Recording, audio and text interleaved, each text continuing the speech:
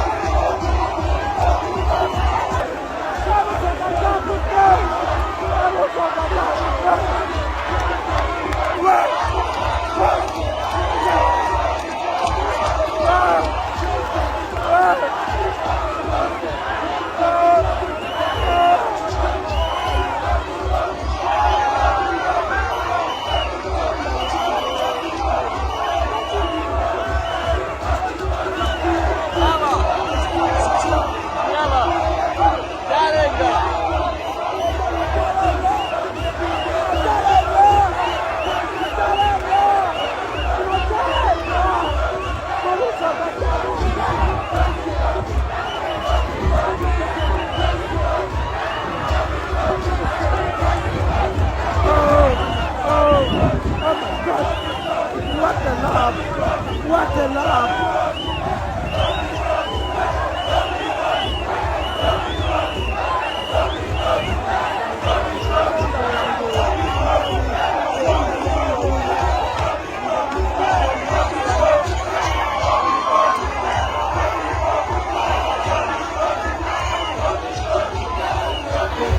Following ata sharing ola itinga nanga kwa kueleza ku kamera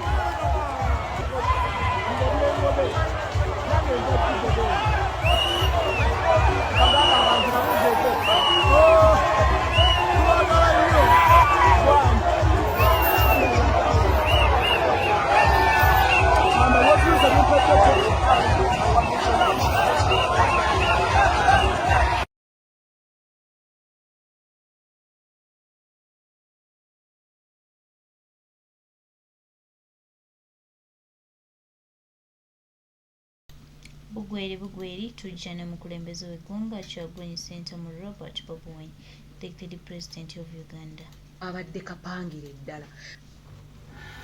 abooluganda okutegeera si kwa buli omu okutegeera kitone Katonda agaba kigabe era tebakijja mu ssomero kyolina essomero ly'onogenda osome kye bayita okutegeera nedda okutegeerako kwennyini kwotwala mu ssomero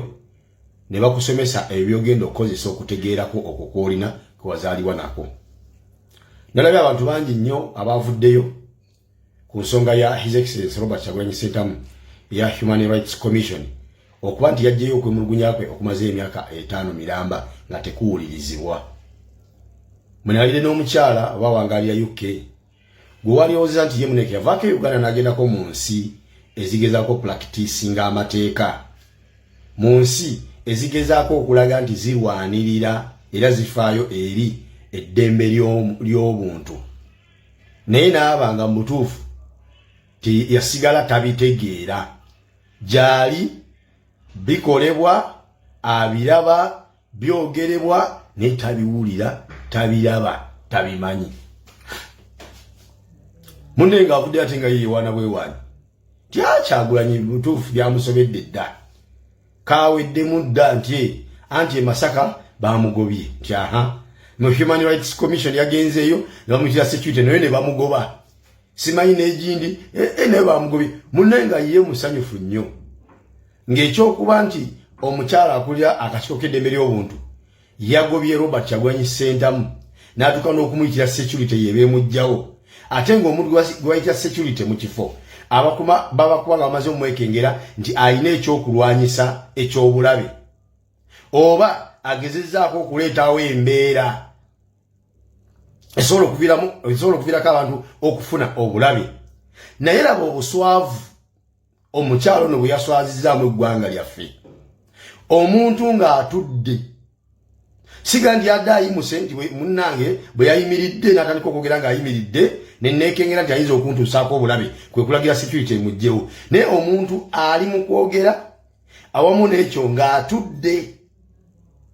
talina kyakulwanyisa kyonna wadde kyakutte mu ngalo ze wabula ali mu kwogera bwogezi agezaako okunnyonnyola n'okweyogerako ng'omuntu gwe nolage bagezi nti security mubano mubajjeeyo mubafume mubatwale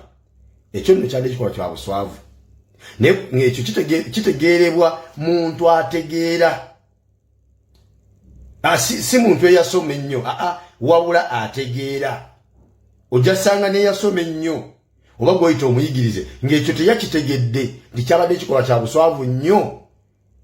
omukyala kyakoze nga kiswaza ye ne ofiisi ye n'eggwanga lyaffe Uganda so si ku Kyagulanyi Ssentamu newakubadde nga bano abayivu nga tebategeera bigenda mu maaso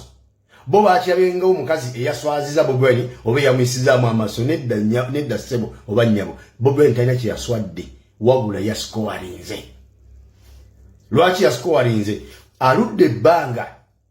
nga buli lwabeera ng'ayogera n'abazungu buli lwabeera ng'ayogera eri abantu abalaga nti mu ggwanga lyaffe Uganda mulimu okutyoboolwa kw'eddembe ly'obuntu batyoboolera ddala eddembe ly'obuntu kati Wangadya yabadde alina okuba nti kafunye omukisa Kyagulanyi n'alabikako mu kakiiko ke mu maaso ge yabadde alina kunaaza kifaananyi kya ggwanga okulaga bali bulijjo Kyagulanyi bagamba mbu waliwo okutyobola eddembe ly'obuntu okubalaga nti Kyagulanyi alimba tuwuliriza buli muntu era tufaayo eri eddembe lya buli muntu okumanya tufaayo nnyo noono yennyininyini bwe yazze gye tuli twafuddeyo ku ddembe lye okubeera nti tulirwanirira afune obwenkanya wabula Wangadya yayongedde kakasiza ddala bulijjo Kyagulanyi byayogera nti bituufu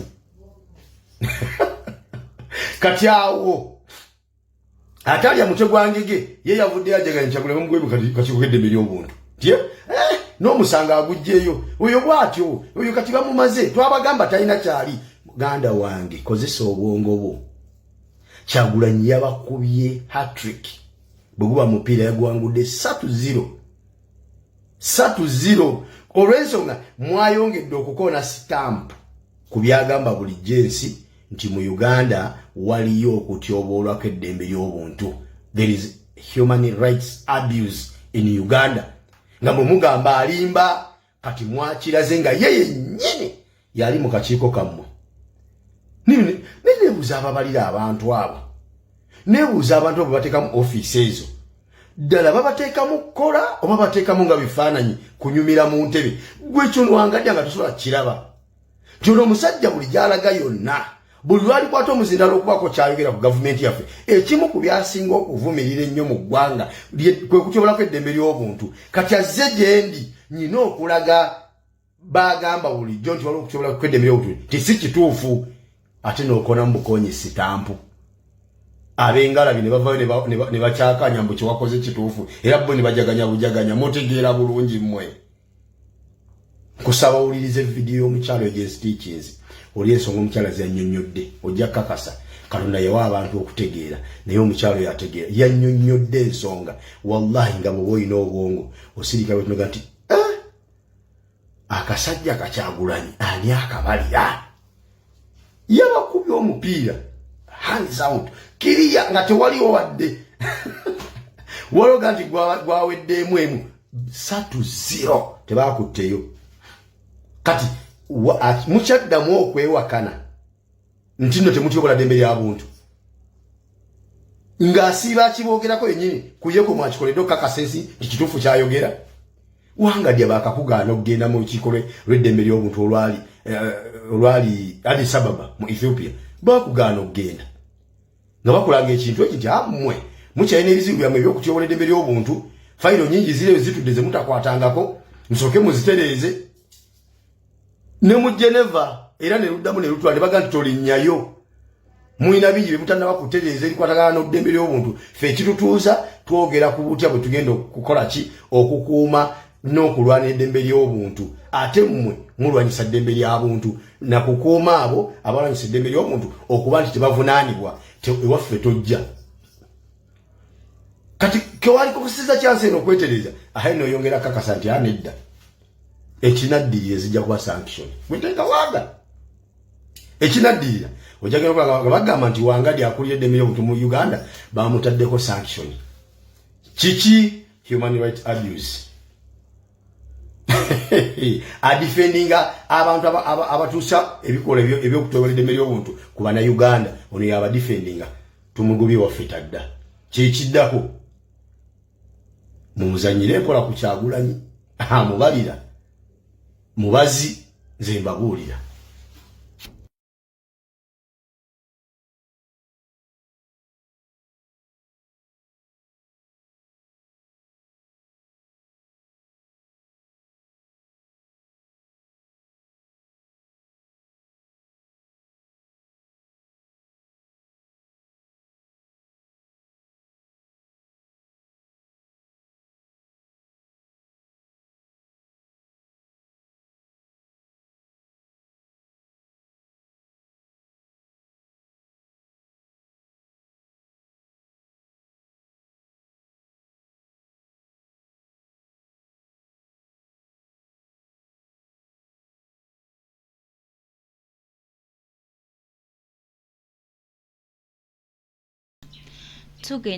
tugenda bugiri baganda bange mikwano gyaffe watali kutiisibwatiisibwa ffenna wakali kutiisibwatiisibwa ffenna bugiri wakuuma olwaleero